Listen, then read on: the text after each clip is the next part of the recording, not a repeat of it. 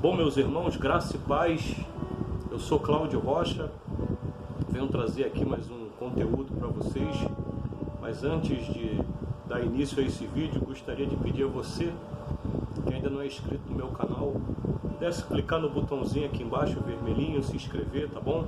Deixa o seu like, se você não gostar, pode dar o seu dislike, dá o seu comentário, tá? Deixa o seu comentário aqui, sua sugestão. Ativa o sininho para cada vez que eu trouxer um novo conteúdo você possa ser avisado e não perder nada, tá? E o mais importante, compartilhe nas suas redes sociais, tá bom? No seu Instagram, no seu Twitter, no seu Facebook, nos seus grupos de WhatsApp. Para quê? Para que o YouTube entenda que esse vídeo é relevante e assim mais pessoas possam ser alcançadas pelos nossos conteúdos, tá? E o reino de Deus se propague e mais pessoas possam vir a conhecer do Senhor Jesus, tá? E hoje eu gostaria de falar sobre a idolatria dos evangélicos, tá bom? Eu queria que você me desse de presente a sua atenção, tá? Eu quero pedir que o Pai nos dê espírito de sabedoria e revelação, amém? E eu quero que os seus olhos sejam iluminados para que você tenha clareza sobre a real esperança da sua vocação e o seu chamamento em Cristo Jesus. Então, gostaria que você tivesse de posto uma Bíblia, tá bom? Que você pudesse acompanhar tudo que vai ser dito aqui na sua Bíblia aí junto comigo, tá? Então, o texto que eu vou usar agora é Lucas 17, 26. Evangelho de Lucas, capítulo 17, verso 26, diz assim: Como aconteceu nos dias de Noé, assim também será nos dias do Filho do Homem. Comiam, bebiam, casavam e davam-se em casamento, até o dia em que Noé entrou na arca, e veio o dilúvio e os destruiu a todos. 28. Como também da mesma forma aconteceu nos dias de Ló. Tá? Hoje eu vou tomar por fundamento, né, para poder construir algo. Eu percebo quanto o Espírito Santo está enfatizando essa verdade acerca do poder da adoração. Tá? Então eu não irei ver muitos textos que eu vou mencionar, mas se você tem um bloquinho de nota, anota por favor para depois você conferir aí com mais calma, né? Mas adoração é a apropriação do ser adorado, ok? Então o que é adoração? Adoração é apropriação do ser adorado. No Salmo 115, verso 8, diz isso, tá? Diz que você se torna semelhante àquele a quem você adora. Em 2 aos Coríntios, no capítulo 3, no verso 17 e 18, diz que nós estamos sendo mudados pelo Espírito, na mesma imagem do Senhor. Olha que coisa tremenda. Então o que é adoração? Adoração é a apropriação do ser adorado, ok? Então, esse é o meio pelo qual Deus vem cumprindo a sua vontade, tá? Qual é a vontade de Deus? Nós já definimos propósito eterno como uma família para o Pai, uma esposa para o Filho e uma habitação para o Espírito. Tá? Agora a vontade de Deus é uma família. E o plano de Deus, ou o propósito eterno de Deus, mencionado em Efésios 3:11, não está relacionado para o lugar para onde iremos, e nem está relacionado a recompensas que receberemos. O plano de Deus fala sobre aquilo que nos tornaremos, imagem e semelhança, ok? Então, por meio do sacerdócio, um assunto que nós também estamos trabalhando, nós estamos recebendo essa nova natureza. Então, estamos nos tornando coparticipantes da natureza divina, como Pedro fala em uma de suas cartas. Tá? O que eu quero dizer com isso? A adoração nos transforma, a idolatria nos deforma. Estamos nos tornando coparticipantes dessa natureza, né? E hoje eu quero falar sobre idolatria, mas antes de explicar isso eu vou colocar um fundamento, tá? Então, desde o princípio, o Pai está procurando um tipo de gente, uma família. E essa é a estrutura original do Gênesis, né? Uma família que está prestando culto ao Senhor, está se tornando semelhante a Ele, ok? O príncipe da potestade do ar também está usando dessa mesma estratégia de Deus. Se eu precisasse resumir o plano de Deus, eu diria que o plano de Deus fala de uma família e de uma cidade, do que nós nos tornaremos em um lugar de habitação, ok? Então, o príncipe da potestade das trevas, pelo curso deste mundo, está levando a sociedade atual para a desintegração total da família. Então, ele está criando um novo protótipo de família. Por que ele faz isso? Porque é isso que o Eterno está fazendo. Sabe a frase, nada se cria, tudo se copia? É a que melhor define o diabo. Ele copia muito bem.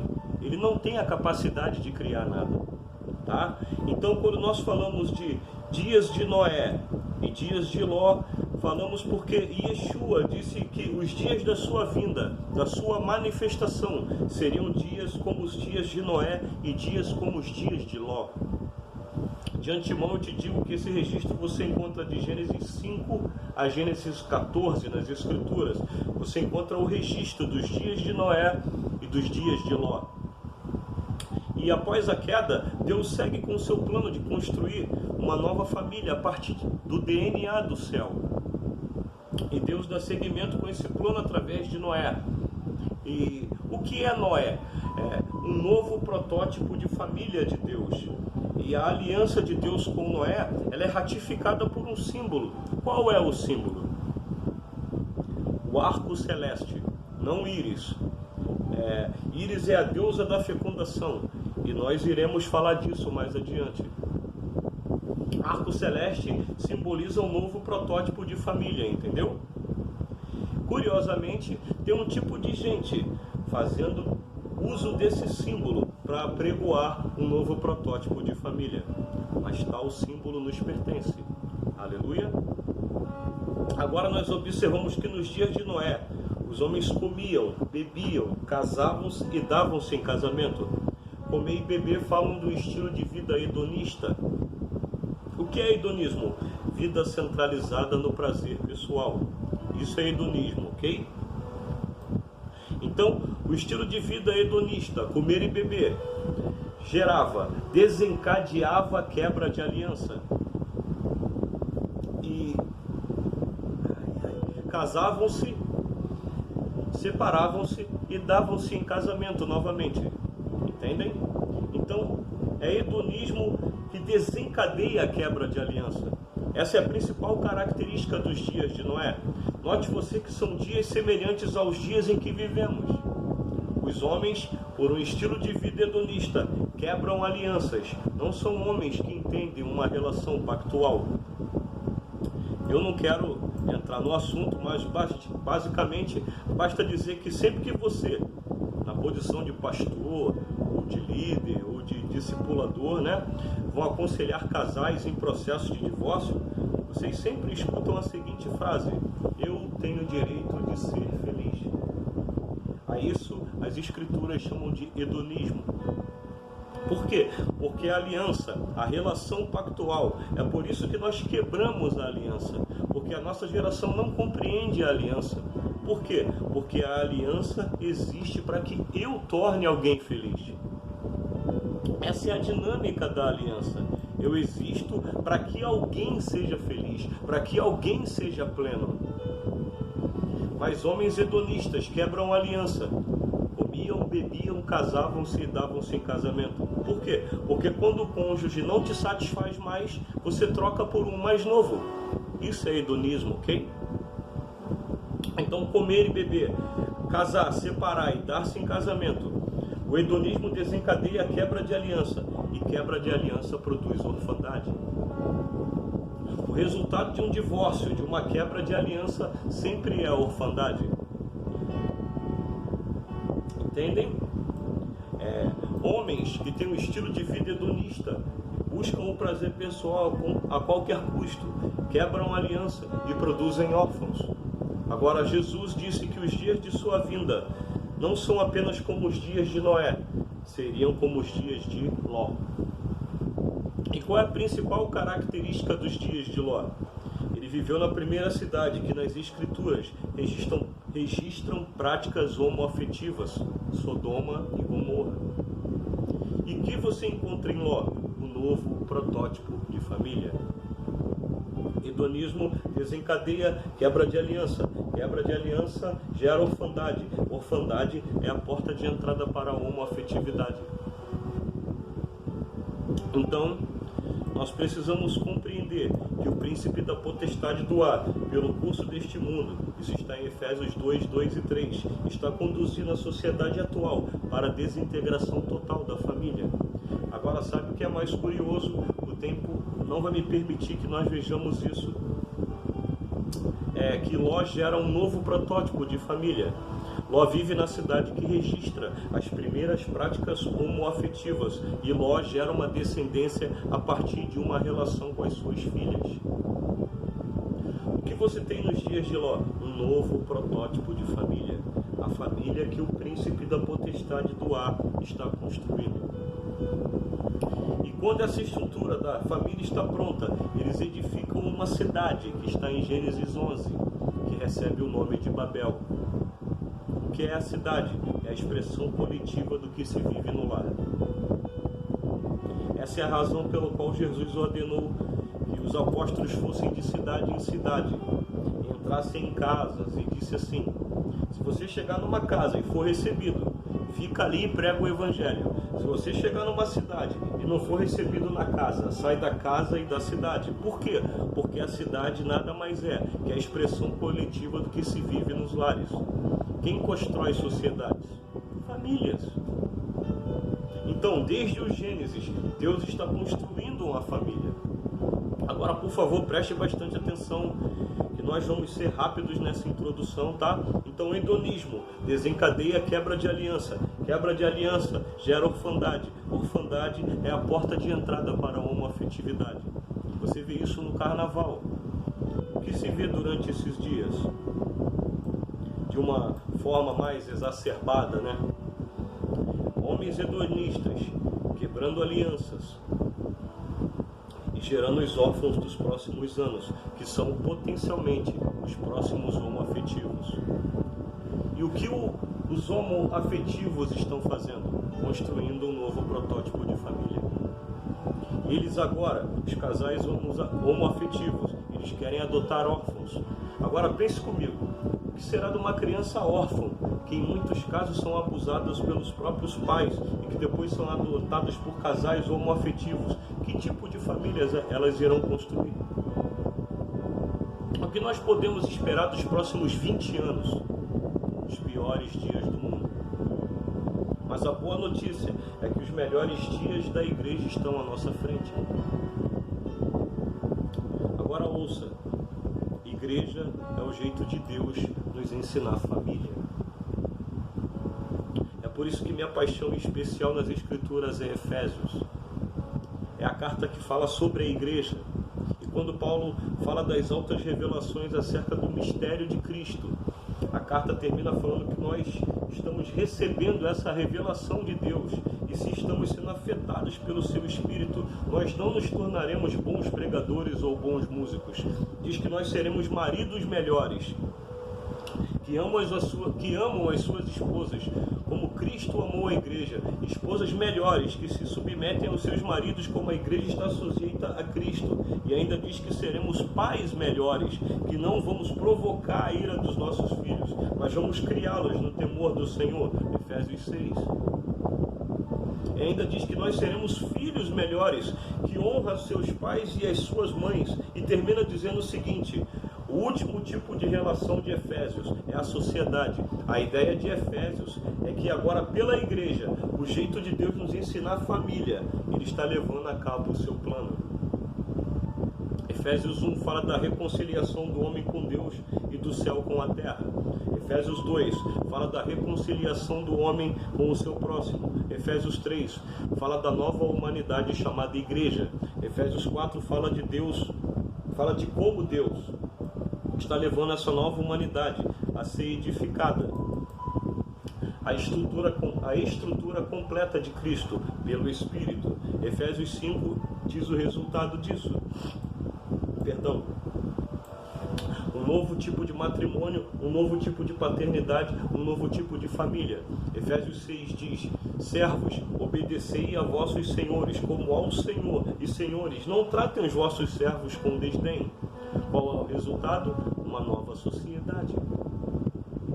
Você tem um novo protótipo de família, um novo protótipo de sociedade.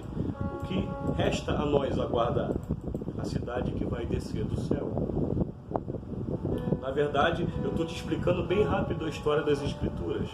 Em Gênesis você vê isso acontecendo. O que é Babel? É uma cidade edificada com um novo protótipo de família.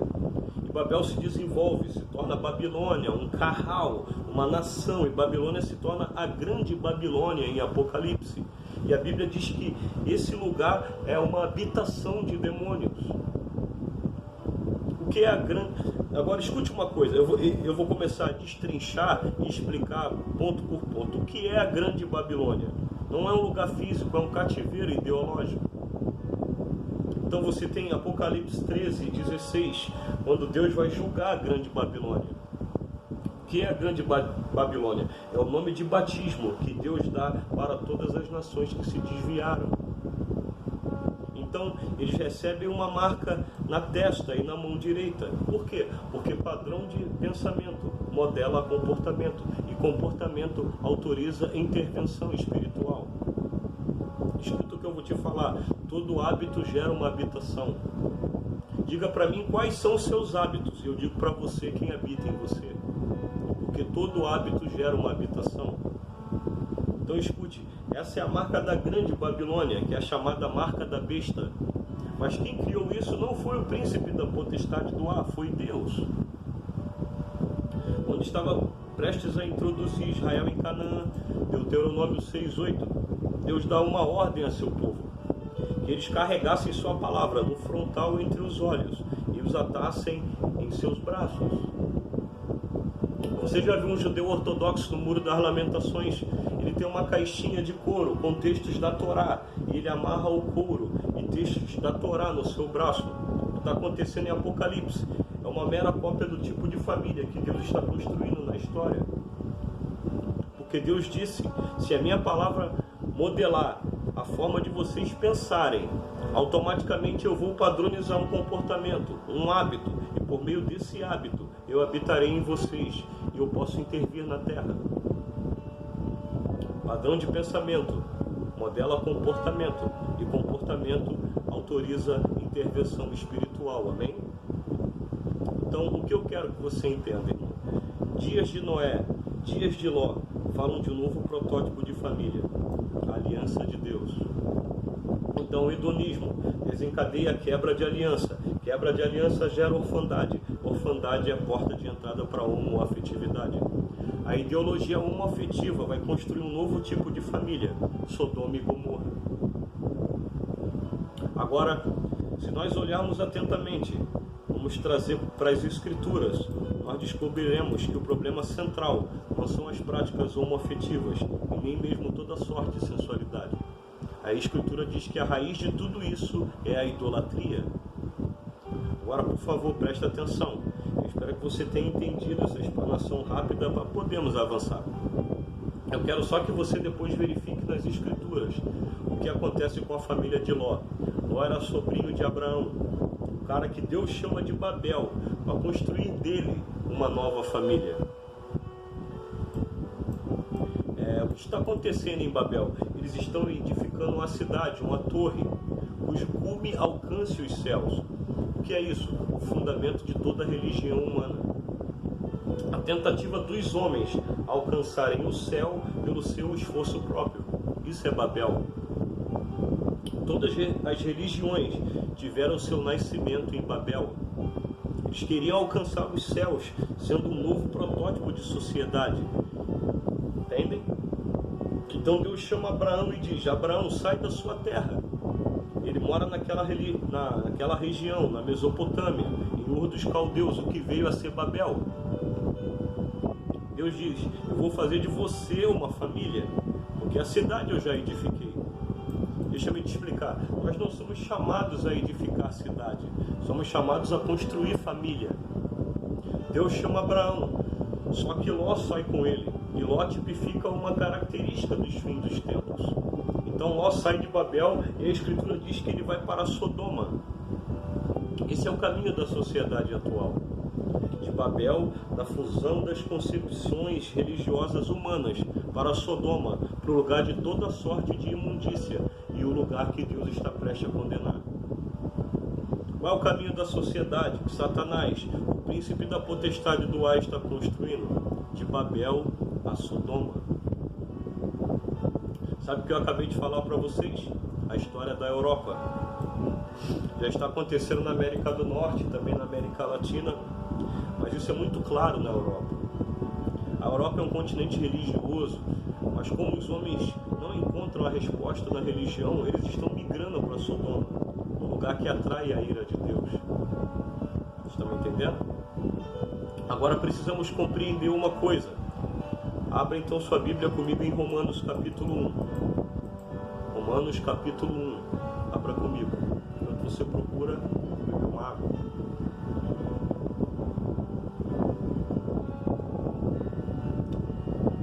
Vamos ler a partir do verso 18, que diz assim: pois do céu é revelada a ira de Deus contra toda a impiedade e injustiça dos homens, que detêm a verdade em injustiça. Porquanto, que se Deus se pode conhecer, nele se manifesta, porque Deus lhe o manifestou, pois os seus atributos invisíveis, o seu eterno poder e divindade, são claramente vistos desde a criação do mundo, sendo percebidos mediante as coisas criadas, de modo que eles são inexcusáveis. 21. Porquanto, tendo conhecido a Deus, contudo não glorificaram como Deus, nem lhe deram graças. Antes, nas suas especulações se desvaneceram, e o seu coração insensato se obscureceu. 22. Dizendo-se sábios, tornaram-se estultos, e mudaram a glória do Deus incorruptível em semelhança da imagem de homem corruptível, e de aves, e de quadrúpedes, e de répteis. Alguém disse que Deus criou o homem à sua imagem e semelhança, e o homem retribuiu o favor. Vou repetir. Deus criou o homem à sua imagem e semelhança, e o homem está repetindo o favor. Está criando um Deus à sua imagem e semelhança. Tá bom? Vamos lá então. 24.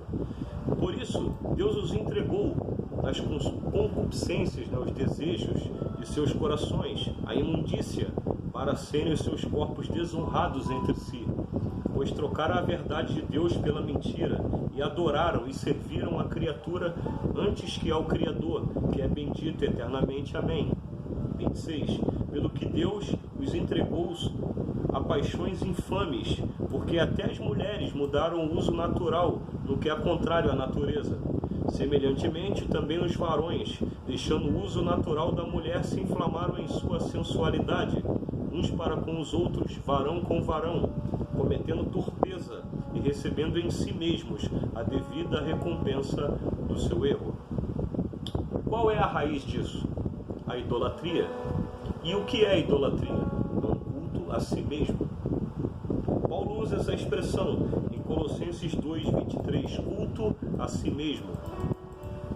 E a partir desse ponto, então, nós podemos construir um pensamento. Eu quero que você preste bem atenção e guarde o que eu falei até aqui. Eu quero reiterar uma coisa. Grande Babilônia fala de um cativeiro ideológico, de uma estrutura de pensamento que modela comportamento e autoriza a intervenção espiritual. Agora, o que nós precisamos? De transformação. Como a transformação acontece? Pela renovação do nosso entendimento. Como a renovação do nosso entendimento acontece? Pelas Escrituras. E como nós ainda somos transformados? Pelo sacerdócio, pela adoração, estamos nos apropriando da imagem de Deus. Agora, o que precisamos entender? Que o príncipe da potestade do ar está seguindo a estratégia de Deus. Ele também está querendo construir um novo protótipo de família. Então, nós percebemos algo, só para não deixar isso passar. Ló sai de Babel e vai para Sodoma. Abraão sai de Babel, né? E a sua Bíblia diz em Hebreus 11:10 que ele vaga toda a vida, porque procurava a cidade que tem os fundamentos, da qual Deus é o arquiteto e construtor. Vou repetir, nós não fomos chamados para edificar cidades, fomos chamados para construir família. A igreja é o jeito de Deus nos ensinar a sermos família. Agora, por favor, preste atenção então nessa construção de pensamento. Recapitulando, eu disse que o estilo de vida hedonista desencadeia a quebra de aliança, que por sua vez gera orfandade, que é a porta de entrada para a homoafetividade, que se constitui no novo protótipo de família. Estão me entendendo? Agora, o que precisamos compreender é que a raiz disso é a idolatria, de acordo com Romanos 1. O que de fato aborrece o coração de Deus não é meramente a prática homoafetiva.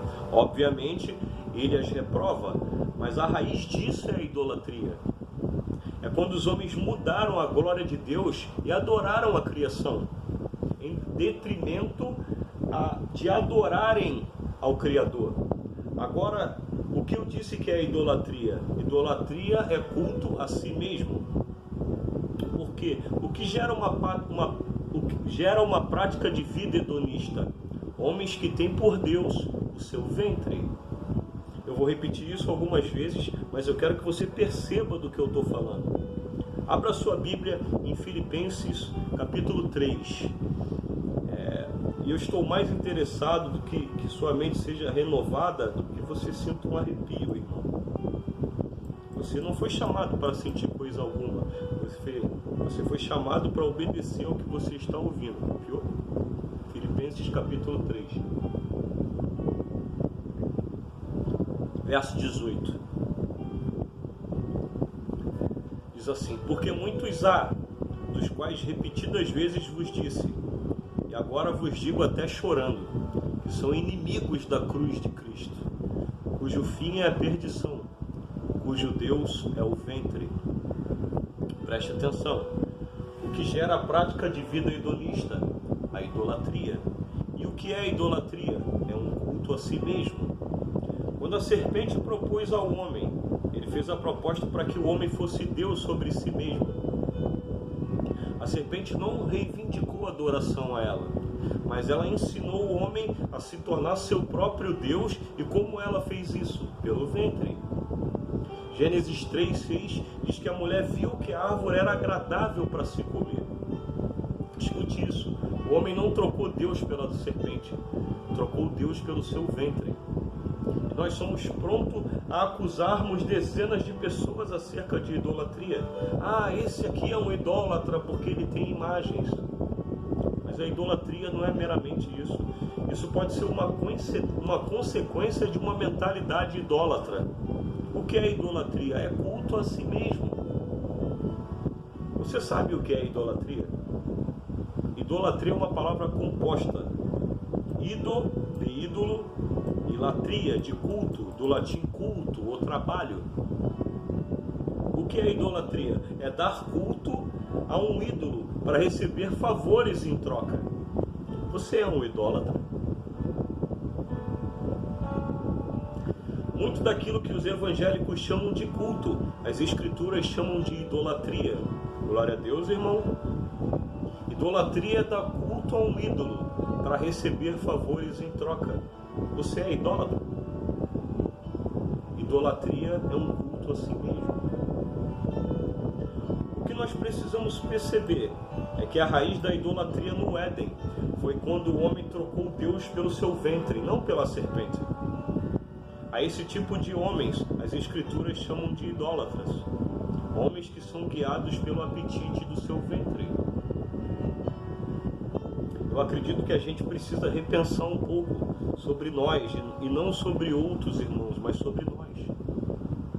Então, há algo que eu quero ver com vocês.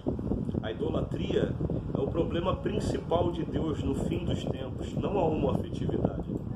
Repito, Romanos 1 deixa claro que a homoafetividade é apenas a consequência da idolatria, que é um culto a si mesmo, quando eu troco Deus pelo meu ventre. E nós precisamos compreender isso. Eu quero mais uma vez repetir: homens que têm por Deus o seu ventre, têm práticas de vida hedonista, por sua vez desencadeiam quebra de aliança, que gera orfandade, que é a porta de entrada para a homoafetividade, e por sua vez propõe um novo tipo de família. Pergunta para um homoafetivo acerca da relação dele com seus pais, e você vai descobrir o porquê da prática de vida dele. Alguém que está me entendendo? E agora você pode dizer: Cláudio, eu não sou homoafetivo, querendo construir um novo tipo de família caída. E você pode me dizer assim: Cláudio, eu nem mesmo sou órfão, eu ainda não quebrei nenhuma aliança, talvez você nem se casou. Mas eu vou perguntar para você: seu estilo de vida é hedonista? E você vai dizer: não, eu sou crente. Vou reformular a pergunta e dizer: quem é o seu Deus? O eterno ou o seu ventre? Porque se o seu ventre é seu Deus, você é um grande candidato para cooperar para a estratégia do príncipe da potestade do ar e criar um novo protótipo de família. Então nós precisamos tratar a raiz, a causa do problema e não os sintomas. Nós temos hoje milhares de evangélicos idólatras. Sabe, isso é tão curioso que as pessoas estão achando que a igreja é lugar de mudança. Igreja não é lugar de mudança, a igreja é lugar de transformação, de uma nova forma, de uma nova natureza. E nós chamamos de convertidos aqueles que as escrituras chamam de idólatras. Veja, muitos dos evangélicos que afluem aos nossos tempos, eles só mudaram o jeito de procurar a mesma coisa. Eles vivem um estilo de vida hedonista, que procura a satisfação do seu ventre. Uma casa incrível, um carro lindo e muito dinheiro no bolso, saúde para dar e vender, uma mulher que nunca envelhece, um marido que nunca envelhece, é o Brad Pitt, é a Angelina Jolie para a vida toda. E aí não deu certo. Aí um evangélico disse para ele que Jesus podia dar tudo isso que ele queria. E o que ele fez? Mudou o jeito e o lugar de buscar a mesma coisa, mas ele ainda não nasceu de novo. Eu vou repetir: idolatria é um culto a si mesmo. Idolatria é quando trocamos Deus não pela serpente, mas pelo nosso ventre. Agora, por favor, preste atenção em algo que nós vamos observar. A idolatria entroniza o homem. Isso é idolatria. A idolatria destrona Deus e entroniza o homem. A idolatria destrona o Criador e entroniza a criação. Agora, para a gente olhar um pouquinho mais aprofundado, sem necessariamente ir a muitos textos, eu gostaria que você anotasse Salmo 115:4, tá? Especificamente, porque esse é o veredito das Escrituras para a idolatria. Tá? O veredito das Escrituras sobre idolatria sempre é obra das mãos dos homens. Escute uma coisa, presta atenção nisso. As Escrituras falam de deuses e de ídolos, porém em nenhum lugar das Escrituras reconhece a existência de um outro Deus.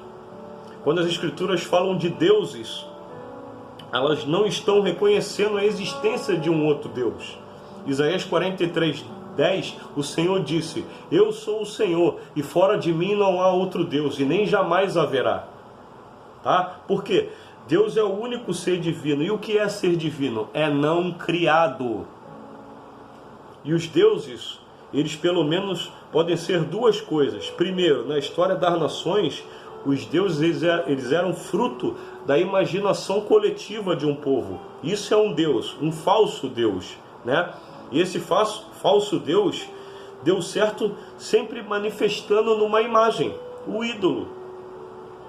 Tá? O que é um ídolo? É a falsa expressão, ou melhor, é a expressão de um falso Deus. O que é um ídolo? É a expressão de um falso Deus. E muitas vezes não existe nenhum espírito atuando por trás disso, é só o folclore de uma nação. Há muitas que os espíritos malignos atuam por intermédio desse princípio, e até mesmo espíritos malignos não são deuses, eles são seres criados. Tá? Então o que é a idolatria? É quando nós trocamos o Criador e entronizamos a criatura. É quando nós somos conduzidos pelo nosso próprio ventre, pelos nossos apetites carnais. Por favor, presta atenção nisso. Todo culto de domingo Deus começa desviado, já percebeu? Então nós fazemos uma coisa, nós cantamos, nós oramos, e nós até ofertamos para que Deus se converta. Ao quê? Aos nossos apetites carnais. E que o que muitas vezes chamamos de culto, as escrituras chamam de idolatria. E no próximo domingo, no próximo culto, de novo Deus está desviado. Desviado do que, Cláudio? Das vontades do nosso ventre. E nós fazemos uso da idolatria e chamamos de adoração.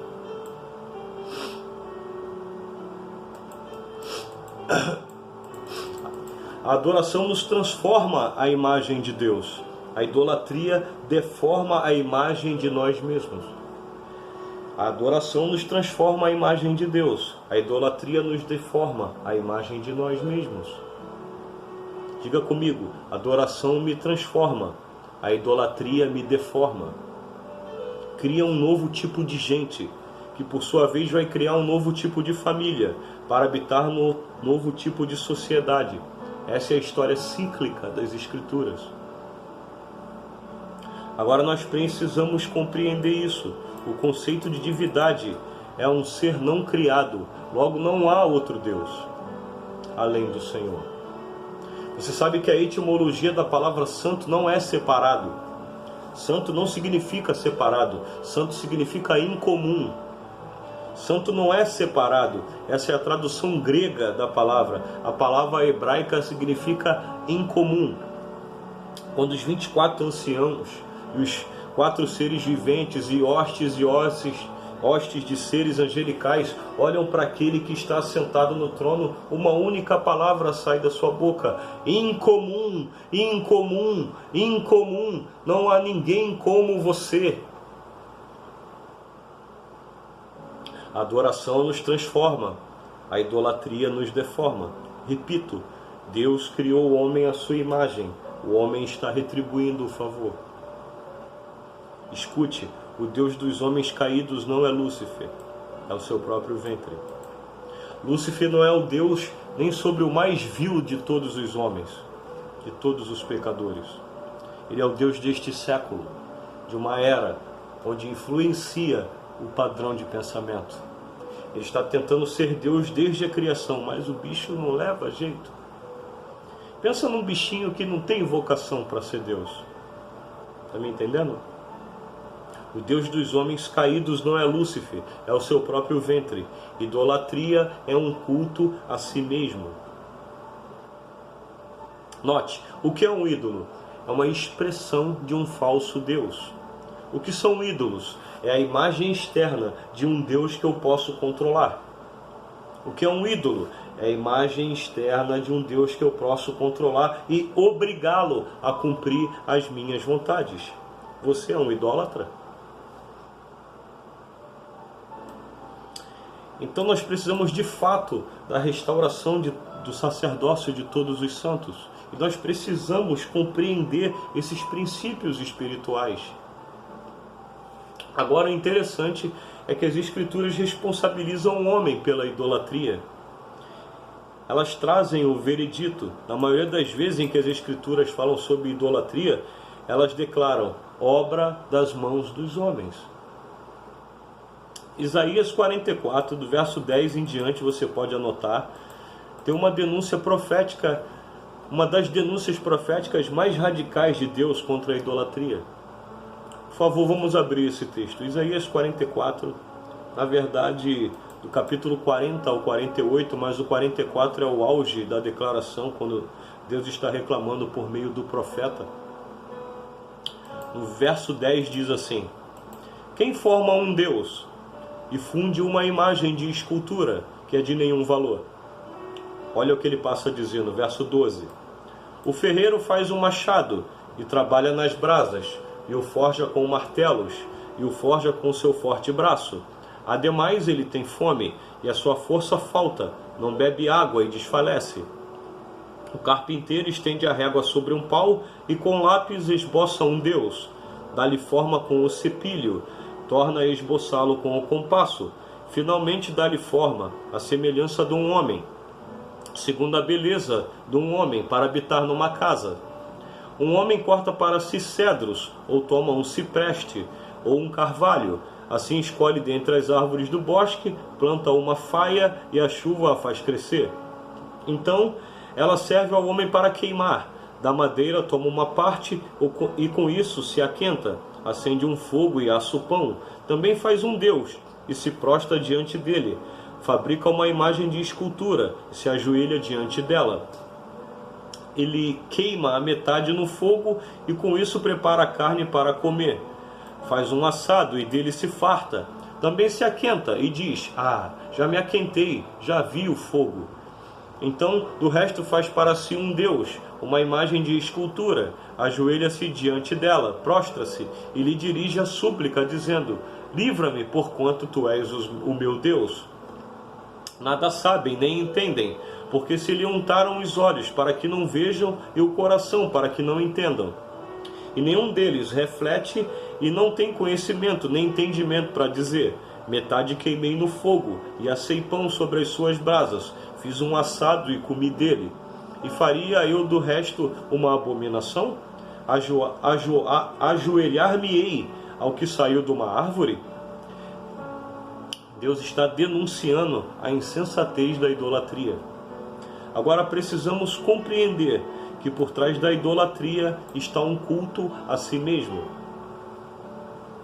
Quando eu adoro um ídolo para que ele satisfaça a minha vontade, então idolatria é culto a si mesmo. É um assunto extremamente delicado de falarmos, mas nós precisamos permitir que o Senhor renove a nossa mente. Nós precisamos compreender: o ídolo é a expressão de um falso Deus que eu posso controlar. Mas por trás da devoção ao ídolo está o desejo de suprir aos meus apetites carnais. Então repito, idolatria nada mais é do que um culto a si mesmo. Você é um idólatra? Somos idólatras? Precisamos refletir sobre isso. Curioso é que, para reforçar essa questão de mentalidade, quando os irmãos da igreja de Corinto escrevem a Paulo, 1 aos Coríntios capítulo 8, você pode anotar o capítulo inteiro, eles tinham uma questão. A questão era se eles podiam comer as carnes que eram sacrificadas aos ídolos nos templos, porque o que sobrava era vendido nos mercados, Então os irmãos dizem: Paulo, como eu vou saber se o que eu estou comendo é resto do que foi oferecido a um ídolo? E aí Paulo dá o veredito, ele diz assim: o ídolo nada é, e nós que temos entendimento sabemos que há só um Deus. Mas aí ele segue dizendo, ele diz: mas se houver um irmão de consciência fraca e ver você comendo esse tipo de carne, ele pode se desviar do caminho, então não faça tal coisa. Mas o que é interessante, olha que diz 1 Coríntios 8, abra rapidamente, somente o versículo 7. Entretanto, nem em todos há esse conhecimento, pois alguns há que, acostumados até agora com o ídolo, comem como de coisas sacrificadas a um ídolo, e a sua consciência, sendo fraca, contamina-se. O que Paulo está dizendo? Que o ídolo existe na imaginação do homem, ele não é real. Embora, eu repito, há espíritos malignos que atuam por trás de idolatria, sim, Mas, na verdade, o falso Deus foi criado pelo próprio homem. E as nações antigas atribuíam seus triunfos aos seus deuses nacionais. Mas sabe de uma coisa? A história é o cemitério dos deuses. Pergunto a vocês, onde estão os grandes deuses da Grécia, né? Que deram triunfo a Alexandre o Grande? Onde estão os grandes deuses da Síria ou de Babilônia, né? Onde eles estão? Os deuses da Roma antiga. A história é o cemitério dos ídolos. Ele prova que eles não existem. Tá? A raiz da idolatria é quando o homem troca a Deus pelo seu ventre. E de tal coisa precisamos nos arrepender urgentemente. E a idolatria gera toda sorte de prática corrompida e hedonista. E até mesmo a homoafetividade e o novo protótipo de família. A descendência de Ló foi resultado do coito de Ló com suas filhas. Agora precisamos compreender que é um chamado dos céus para nós e temos insistido em tal coisa. Mas eu quero me certificar que você compreenda uma coisa. Sabe quem é o incrédulo? Não é aquele que não crê em Deus. Incrédulo é todo aquele que não crê em um único Deus. Sabe quem é o crente? Não é aquele que crê meramente em Deus. É aquele que crê e obedece a um único Deus. Logo, até um ateu é crente. Quem é o Deus do ateu? Ele mesmo. Não existe ateísmo. Todo ateu é crente. Ele é o seu próprio Deus. A idolatria é a tentativa fracassada do homem de ser Deus sobre si mesmo. E ela é vista quando nós adotamos o estilo de vida governado pelo ventre. Então há muitos de nós que podem estar enganando a si mesmo por muitos anos na igreja. Eu sirvo a Deus. Sim, você serve um Deus. Qual? Sabe algo que é interessante? É que no Sermão do Monte, em Mateus capítulo 6, vamos lá rapidamente, nós estamos caminhando para a nossa reta final. Eu espero que eu esteja me fazendo entendido. Então, que os irmãos estejam conseguindo me acompanhar. Mateus capítulo 6, algo que nós precisamos entender, perceber, quando o Senhor termina uma parte do Sermão do Monte, ele vai até o capítulo 7, no verso 24, ele diz: ninguém pode servir a dois senhores, porque ou há de odiar a um e amar ao outro, ou há de dedicar-se a um e desprezar o outro. Não podeis servir a Deus e a Mamon, as riquezas. 25. Por isso vos digo, não estejais ansiosos quanto à vossa vida, pelo que haveis de comer, ou pelo que haveis de beber, nem quanto ao vosso corpo, pelo que haveis de vestir. Não é a vida mais do que o alimento, e o corpo mais do que o vestuário? Então ele passa a falar das aves, E ele disse que as aves têm provisão porque elas estão fazendo o que foram criadas para fazer, Ele diz que os lírios do campo, que hoje são lançados, amanhã no fogo, se vestem com mais glória do que Salomão, porque simplesmente estão no lugar que foram criados para estar. É o que o Salmo 150 diz: todo ser que respira, louve ao Senhor. Agora, olha como é interessante. Quando ele termina o decreto, ele diz no verso 31, portanto, não vos inquieteis, dizendo, que havemos de comer? Ou o que havemos de beber? Ou com que havemos de vestir? 32, pois todas estas coisas os gentios procuram, porque vosso Pai Celestial sabe que precisais de tudo isso. Agora, olha o que Jesus denuncia.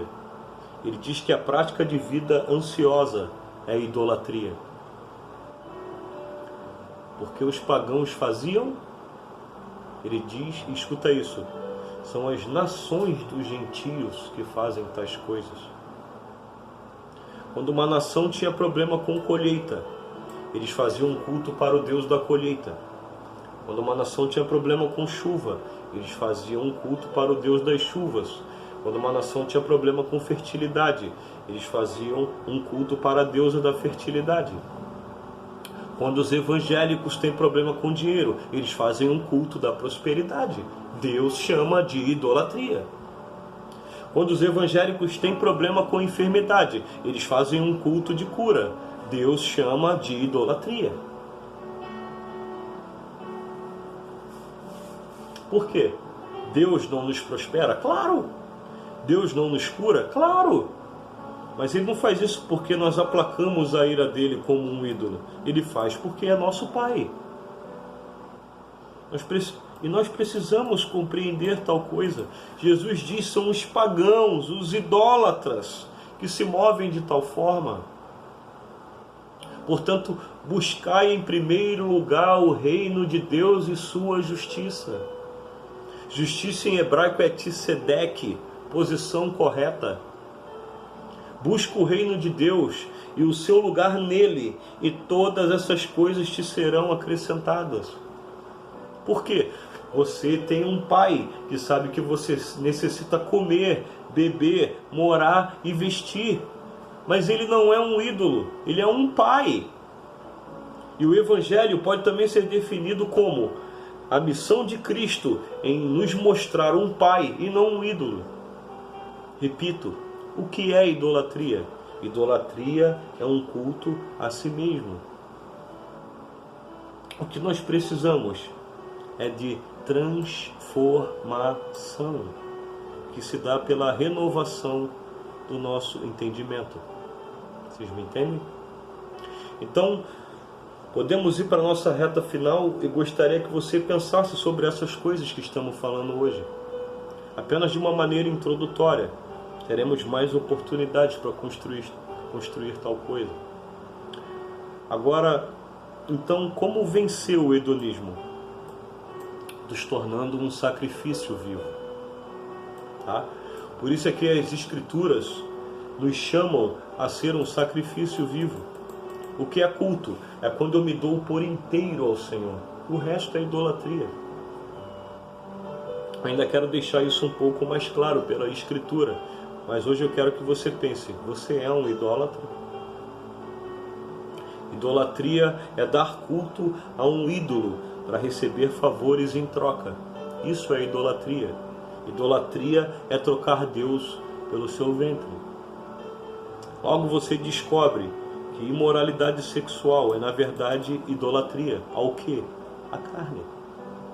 O que é imoralidade sexual? Idolatria à carne. Eu quero permitir que minha carne tenha prazer. Você sabe, Éden significa lugar de prazer. Não é errado termos prazer. Errado é corromper o prazer. Davi disse, o meu espírito, a minha alma e a minha carne exultam pelo Deus vivo, e o meu prazer está na sua lei. Eu não vou à sua lei para ter prazer, eu encontro prazer nela. Porque eu descubro que a plenitude é cumprir a vontade de Deus e não a minha. Agora nós precisamos compreender e permitir que Deus então nos transforme. Vamos a Romanos 12. Estamos chegando na conclusão. Repito mais uma vez. O ídolo é um falso Deus que pode ser controlado por mim mesmo. Idolatria é um culto a si mesmo. Então, Romanos capítulo 12, Paulo falando aos irmãos que estavam em uma das cidades mais idólatras da época, né? Os romanos, versículo 1 diz, rogo-vos, eu imploro a você, irmãos, pela compaixão de Deus. Paulo está dizendo, irmãos, pelo amor de Deus, façam o que eu irei dizer a vocês. O tom de voz dessa escritura é algo semelhante a pelo amor de Deus. Paulo está escrevendo em lágrimas. E ele diz, irmãos, pelo amor de Deus, apresentem o vosso corpo como um sacrifício vivo, santo e agradável a Deus. Isso é um culto racional. Entendeu? O que é um sacrifício vivo? É quando nós vamos voluntariamente para o altar. Todo sacrifício na lei era primeiro imolado, morto e depois oferecido. A Escritura diz na doutrina de Paulo e dos apóstolos que agora nós somos o templo de Deus. Assim como na lei havia um templo, 1 Coríntios 3,16, 2 de Pedro 2, 4 e 5, nós somos o templo. A Escritura diz que nós agora somos sacerdócio santo. Nós somos o sacerdócio, irmão. Êxodo 19, 5 e 6. 1 de Pedro 2, 4 e 5, 9 também. Apocalipse 1, 6. Apocalipse 5, do 8 ao 10. Pegou, irmão? Apocalipse 27. Diz que nós somos sacerdotes. Aleluia. E diz também que nós somos o sacrifício. Mas Paulo faz uma única alteração. Ele diz: irmãos, agora Deus espera um sacrifício vivo, um culto racional. Quando eu voluntariamente subo ao altar de Deus, não como um idólatra, mas como um adorador de Deus, e digo para Ele: Deus, pode consumir com todo o seu fogo todas as minhas vontades e paixões carnais, até que eu não queira nada além de Ti. Isso é adoração, é até que nada mais importe. Agora, isso é tão incrível que Paulo diz qual é o resultado disso. Versículo 2, Romanos 12, 2, ele diz: e não vos conformeis, não tomei a forma deste aion, dessa era que tem um Deus. Segundo aos Coríntios 10, 4, diz que Satanás é o Deus desse século, né? Mas transformai-vos pela renovação da vossa mente, para que experimenteis qual seja boa, agradável e perfeita vontade de Deus, e não a nossa. Culto é quando nos entregamos por completo, para que a vontade de Deus seja feita e não a minha. Vou te explicar de novo. Adoração é quando eu me entrego por completo, para que a vontade de Deus seja feita e não a minha. O resto as Escrituras chamam de idolatria. Então Paulo diz que se nós nos submetemos a tal processo, onde nós nos apresentamos como sacrifício vivo, nem um animal irracional, né? Nem mesmo um animal irracional subiria ao altar do holocausto. Acende uma fogueira perto de um animal para você ver, ele foge. Por isso que o animal era morto primeiro, e o próprio animal irracional fugiria do fogo. Mas Paulo diz: irmãos, seja um sacrifício vivo, não fujam do fogo de Deus. Ele vai consumir as suas paixões carnais até que nada mais importe e vocês dêem um culto a Ele e possam experimentar a sua boa, agradável e perfeita vontade. Agora é incrível que Paulo diz: não vos conformeis com este aion, com essa era. Não tomem a forma, mas transformai-vos, né? E a palavra transformai-vos em grego é metamorfos. Isto significa uma nova forma. Deus está criando um novo tipo de gente. Esse novo tipo de gente vai edificar um novo tipo de família. E essa família vai habitar na cidade que Deus já edificou, a Nova Jerusalém. Agora precisamos de uma outra oportunidade para falarmos como Deus está edificando a sua família. E o Senhor há de nos dar tal oportunidade. Mas por hoje eu quero concluir, a fim de que nós clamemos ao Senhor, para que transforme a nossa mente, para que nos tornemos uma nova forma, um novo tipo de gente, o tipo de gente que o Pai procura, os adoradores e não os idólatras. Vem a hora e já chegou. A adoração nos transforma, a idolatria nos deforma. Idolatria é culto a si mesmo.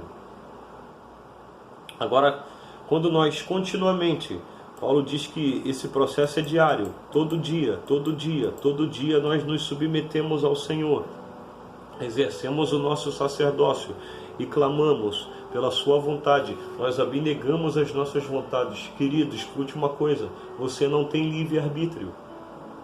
Se você está em Cristo, você não tem livre-arbítrio.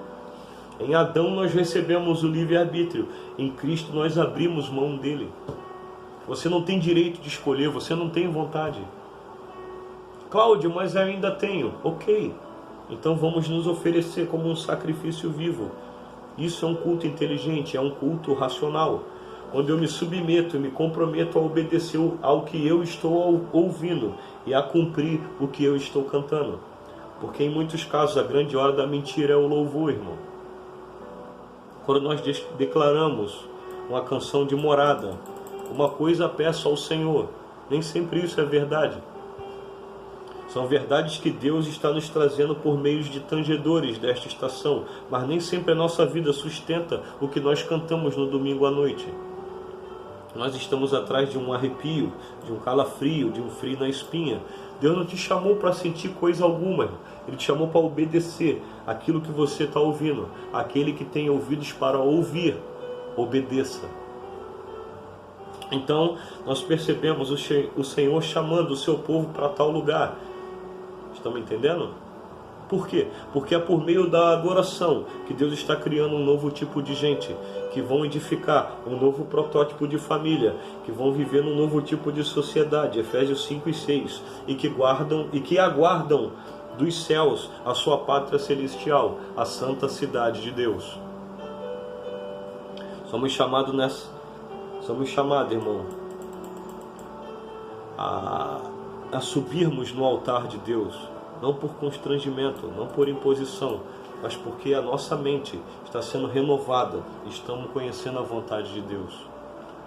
E vamos deixar de ser meros espectadores. Paulo diz, para que experimenteis. Eu não sei de você, eu não quero passar uma vida inteira ouvindo sobre a vontade de Deus. Eu quero experimentá-la, eu quero prová-la. Mas eu só provo quando eu me ofereço a Ele como um sacrifício vivo e o seu fogo me dá uma nova forma. Vocês me entendem, irmãos? Então que possamos oferecer-nos como um sacrifício vivo, para que possamos nos tornar esse novo tipo de gente, que vai edificar um novo tipo de família, que vai edificar um novo tipo de sociedade, que vai morar no lugar que está preparado para nós, a Nova Jerusalém. Então isso é um pouco do que eu gostaria de falar com vocês. Não vou me ater muito. Espero que esse vídeo possa ter ajudado vocês a entender o que é adoração, o que é idolatria e como nós podemos vencer esse estilo de vida hedonista, tá bom? E que deixemos de ser idólatras para sermos verdadeiros adoradores, que é isso que o Pai procura. Verdadeiros adoradores que o adoram em espírito e em verdade, tá bom? Espero que tenha contribuído com vocês, que vocês possam ter sido abençoados. E até o próximo vídeo, tá bom? Amo vocês, tá? Um beijo no coração. Te amo em Cristo Jesus, tá? Fica com Deus.